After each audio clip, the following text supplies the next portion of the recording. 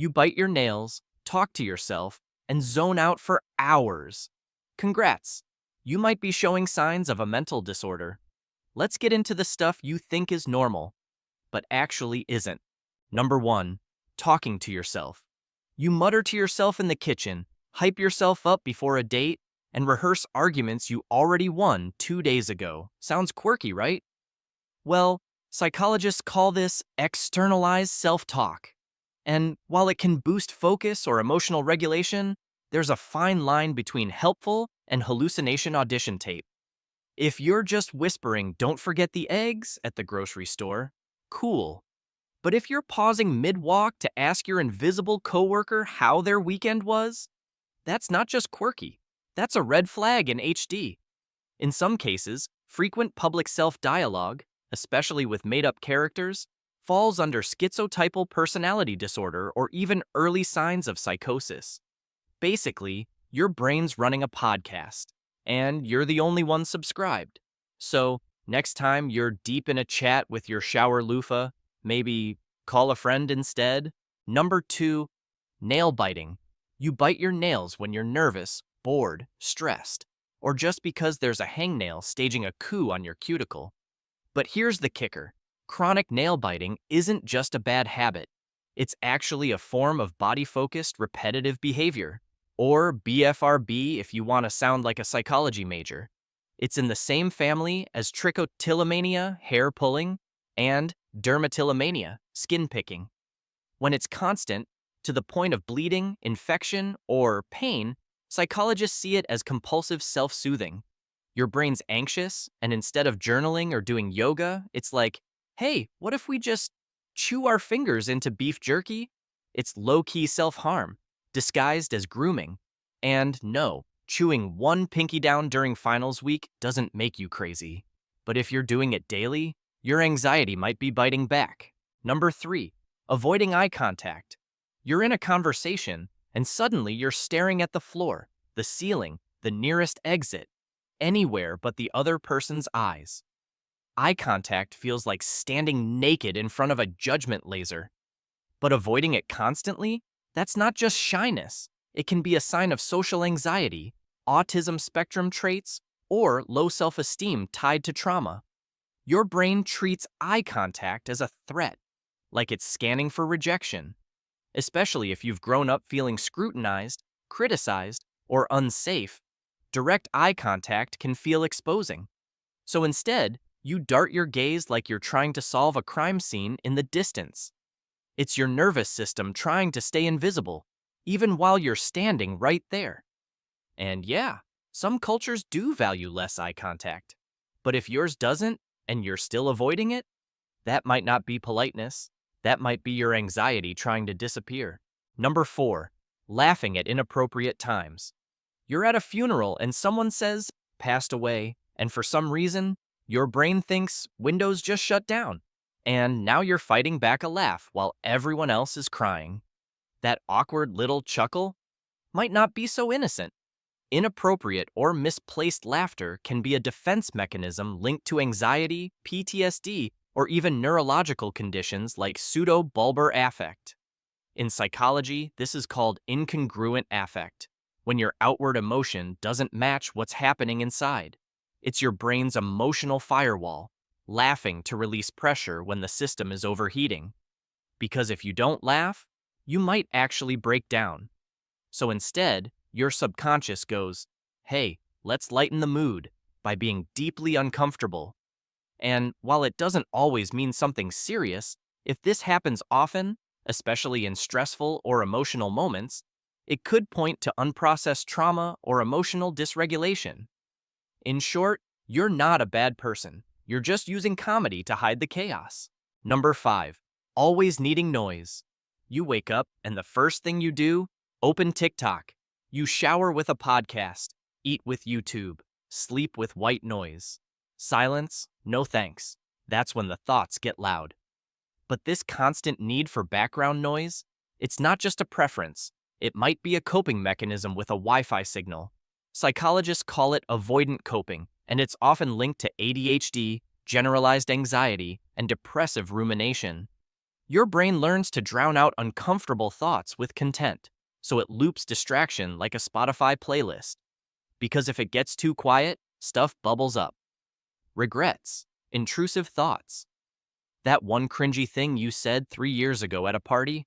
So instead of sitting with that, you blast audio like it's a sonic security system. And yeah, we all scroll for comfort. But when noise becomes the only thing separating you from panic, that's not background ambiance. That's a digital pacifier for your mental health. Number 6, zoning out, aka spacing. You're staring at the wall. 10 minutes go by. You're not asleep, not really thinking, just buffering like a bad Wi-Fi signal. Most people call it daydreaming, but when it happens frequently, especially under stress, psychologists call it dissociation. It's your brain saying, "This reality? Nah, I'm good," and dipping into safe mode. And yeah, we all get spacey once in a while, but if it happens so often that time vanishes or the world feels fake, like you're watching your life through a movie screen, that's not just being tired. That could be depersonalization when you feel unreal, or derealization when the world does. It's common in trauma survivors, people with anxiety, PTSD, and even burnout. Basically, your mind builds an emotional panic room and forgets to let you back out. Ever wake up mid-walk and realize you've been walking the wrong way? Not quirky, not funny, kind of terrifying. Your brain went offline and didn't even warn you. Number 7, overexplaining everything. Sorry this is long, I just wanted to clarify. Not that you misunderstood, I mean, maybe I worded it weird. Sorry again. Sound familiar? Overexplaining, also known as fawn behavior, is a trauma response where your brain tries to prevent rejection by preemptively pleasing everyone. It's rooted in fear of being misunderstood, disliked, or punished. So you try to control the narrative by dumping every possible explanation into the convo like it's a legal deposition. Psychologists often see this in people with CPTSD, social anxiety, or those who grew up in emotionally volatile environments. You learned early on that clarity equals safety, so now, instead of saying no thanks, you send a 6-paragraph essay explaining why you're not coming to brunch. The irony? The more you explain, the less confident you sound. And deep down, it's not about being clear, it's about being approved. You're not just explaining yourself, you're trying to earn permission to exist. Number 8, constantly imagining worst-case scenarios. You're walking into a room and already planning what to say if someone randomly attacks you. You text someone, and if they don't reply in 6 minutes, your brain's like, cool, they hate me, time to spiral. That's not just a vivid imagination, that's called catastrophizing, and it's a hallmark of anxiety disorders and hypervigilance. Your mind isn't playing pretend, it's preparing for war, even during brunch. For some, it stems from past chaos.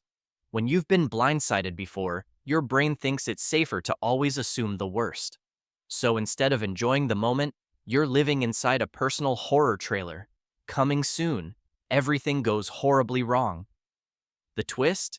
It never helps. You still feel anxious, and now you're exhausted from the emotional dress rehearsals. Congrats, you just stress-lived through 5 disasters that didn't happen. Number 9, over-apologizing. Sorry for bumping into someone, for asking a question, for existing slightly too loudly. If your daily vocabulary is 40% to apology, your brain might be waving a white flag of its own. Chronic over-apologizing isn't just politeness.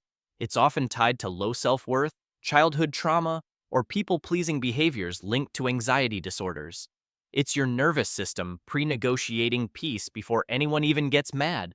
A learned behavior from environments where being too much or in the way got you punished, emotionally or otherwise.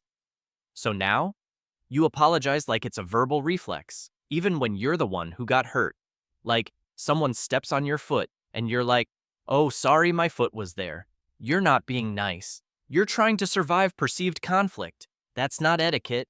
That's a trauma response in a polite little trench coat. Number 10, constantly saying, I'm fine. You could be emotionally imploding? Job stress, relationship drama, existential crisis on aisle 3, and if someone asks how you're doing, I'm fine. The two most dishonest words people say with a smile. But here's the psychology. Saying I'm fine when you're not is a classic sign of emotional suppression, often tied to childhood invalidation, perfectionism, or trauma-based attachment styles. You learned, consciously or not, that showing pain makes you a burden. So now, you wear calm like a costume, nodding through the chaos like a background character in your own breakdown. And the more you bottle it up, the harder it becomes to even identify what you're feeling. Because the brain doesn't just store unspoken pain, it buries it. You start to feel numb, disconnected, robotic. I'm fine becomes muscle memory, but behind the scenes, it's emotional duct tape holding everything together. And spoiler, duct tape doesn't fix internal bleeding. Sometimes the strongest thing you can say is, actually, I'm not okay. If you saw yourself in half this list, don't panic. It doesn't mean you're broken. It means you're human, and possibly overdue for a therapist. Most of these habits start as ways to cope. They become part of our personality not because they're healthy, but because they worked just enough to keep us going. But here's the thing. Awareness is step 1.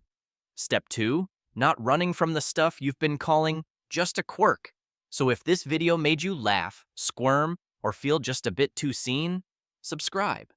Because next time, we're digging into the things you don't even know you're doing, and what they might really mean.